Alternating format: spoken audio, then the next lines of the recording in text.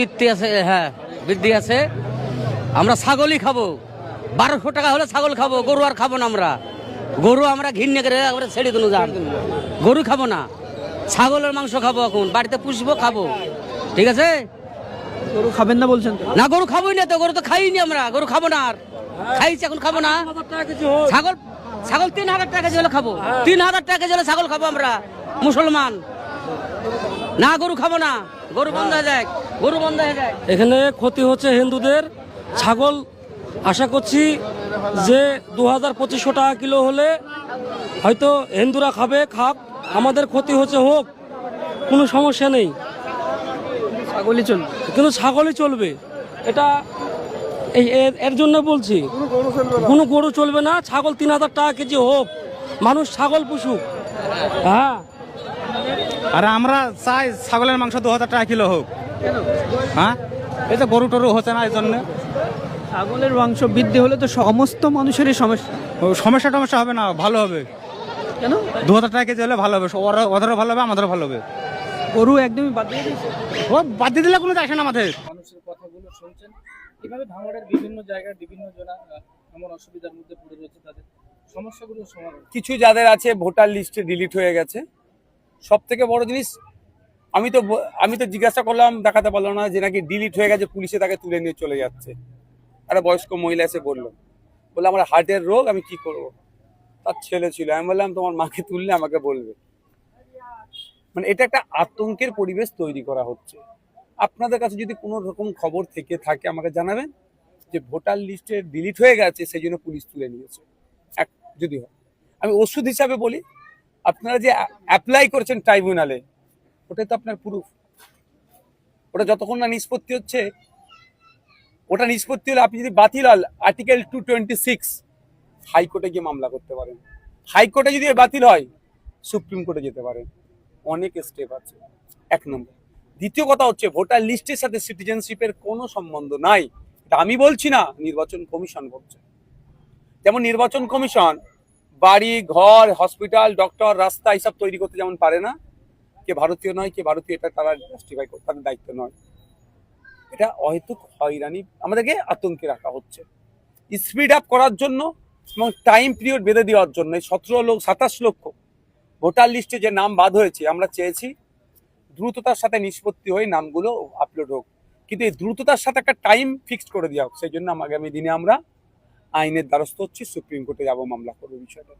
জিরানগাছা হসপিটালে আপনি গিয়েছিলেন, একেবারে ওখান থেকে বারবার অভিযোগ উঠে আসছে ডাক্তারের সংখ্যা প্রচন্ড কম, একের পর এক রুগীকে অপেক্ষা করতে হয়, অনেকের সমস্যায় পড়েছে। শুধু তাই নয়, ওখানে গিয়েছিলাম, যেটা মেল ফিমেল ওয়ার্ড, প্রথম হচ্ছে ওটা একটাই তলা, তার উপরে কিছু নাই, প্রচন্ড গরম, সিদ্ধ হয়ে যাবে মানুষ, সুস্থ মানুষ অসুস্থ হয়ে যাবে।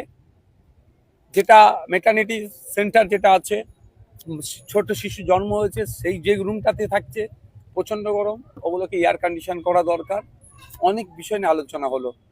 এখানে হসপিটালে সিজার হয় না, সিমক্স সেন্টার যেটাকে বলে সেটা হয় না, তার যাতে ব্যবস্থা করা যায় এবং আরো ডক্টর অন্যান্য নিয়ে আসা যাতে যায়, এই নিয়ে আজকে অনেক আলোচনা হয়েছে। বিভিন্ন জনপ্রতিনিধিরা ছিলেন, আধিকারিকরা ছিলেন, আলোচনা ফ্রুটফুল হয়েছে।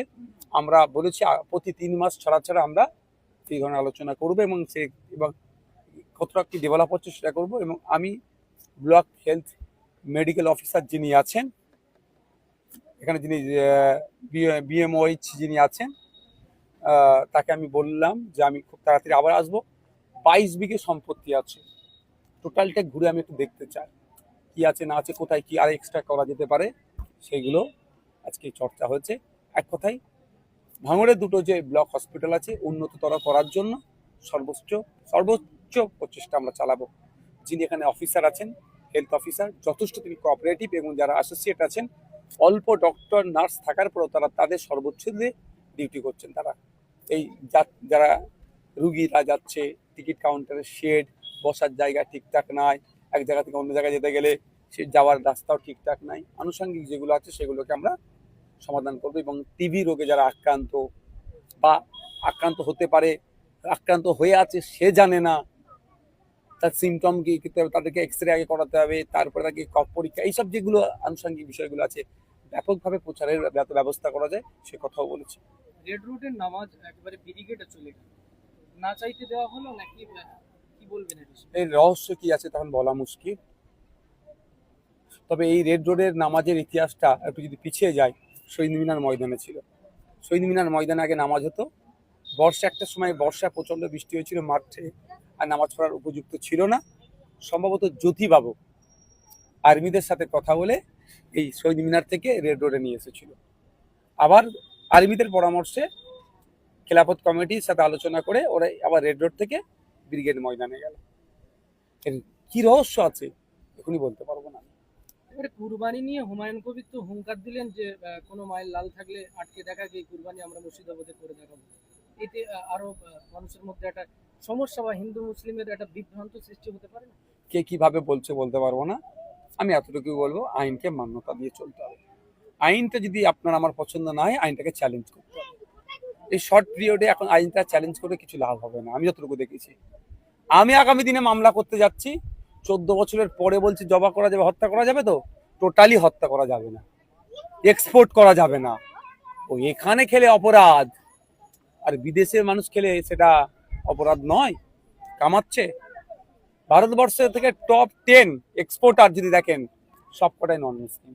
উত্তরপ্রদেশের সব থেকে বড় এক্সপোর্টার যিনি, আল কাবির সম্ভবত, সে নন মুসলিম এবং ব্রাহ্মণ সমাজের মানুষ। আর এখানে এই গোহত্যা নিয়ে, গরু জবাইকে নিয়ে, গরু বলিকে দেওয়া নিয়ে হিন্দু মুসলমানের মধ্যে একটা বিভ্রান্ত তৈরি করার চেষ্টা করা হচ্ছে, সম্প্রীতিকে বিনষ্ট করার চেষ্টা করা হচ্ছে। পশ্চিমবাংলার মুসলিম সমাজের একটা হেভি অংশের মানুষ এবারে তারা ডিসাইড করে নিয়েছে গরুকে তারা জবাই করবেই না। 14 বছরের ঊর্ধ্বে নিচের কোনো প্রশ্নই আসছে না। তাদের যে ডিসিশন নিয়েছে সেটারও আমি বিরোধিতা করবো না। একেবারে পেট্রোল ডিজেলের দাম এটা নিয়ে একেবারে চতুর্থবার বাড়তে বাড়তে একবার দুবার তিনবার চতুর্থবার বেড়েই গেল, বেড়ে 13 টাকা 59 পয়সায় এসে দাঁড়িয়েছে। কেন শুভেন্দু বাবুকে প্রশ্ন করেন না? এটা শুভেন্দু বাবুকে প্রশ্ন করা দরকার। এই প্রশ্ন না করতে পারেন, ওই জন্য মাদ্রাসায় বন্দে মাতরম বাধ্যতামূলক। এই প্রশ্ন না করতে পারেন, রাস্তায় নামাজ পড়া যাবে না। এই প্রশ্ন না করতে পারেন, গরুর রে, এই বলে পুরো আপনাকে আমাকে ভুল দিয়েছে। প্রশ্ন করাতে হবে, শুভেন্দু বাবুকে জবাব দিতে হবে। এখান থেকে আমি প্রশ্ন করছি, শুভেন্দু বাবুকে জবাব দিতে হবে। আপনি বলেছিলেন যে আমাদেরকে ক্ষমতায় নিয়ে আসুন, অর্থাৎ বলেছিলেন তিনি বিজেপিকে ক্ষমতায় নিয়ে আসলে, ওনাদেরকে ক্ষমতায় আনলে দিল্লি উত্তরপ্রদেশের মতো পেট্রোলের দাম হবে। আজকে কেন হয়নি? এই প্রশ্নগুলো করতে হবে। আমি প্রশ্ন করছি, অন্যদেরও বলবো প্রশ্ন করুন শুভেন্দু বাবুকে। কেউ প্রশ্নের ঊর্ধ্বে নয়। দেশের আইন বিচার আদালত আছে, যেমন দেশের গণতন্ত্র আছে, সংবিধান আছে। হ্যাঁ, প্রশ্নের শালীনতা বজায় রেখে করতে হবে। এই প্রশ্ন না করতে পারে, আপনাকে আমাকে অন্যদিকে মাইন্ডকে ডাইভার্ট করে রেখে দিয়েছে। বাড়তেই থাকলে মানুষ কোন জায়গায় পৌঁছবে, মানে এই এর কোনো সুরাহা মিলবে বলে মনে হচ্ছে? হিন্দু খাতরে মে হ্যাঁ বলে তো ভোটটা চেয়েছে।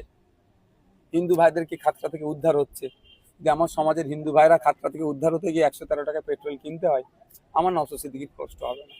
কারণ আমার অন্তত হিন্দু ভাই আমার সমাজের খাতরা থেকে উদ্ধার হোক না। এরা ফেলিওর হচ্ছে।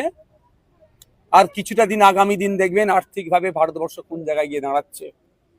আপনি ভাবতে পেরেছেন? ক্ষুধার সূচকে আমরা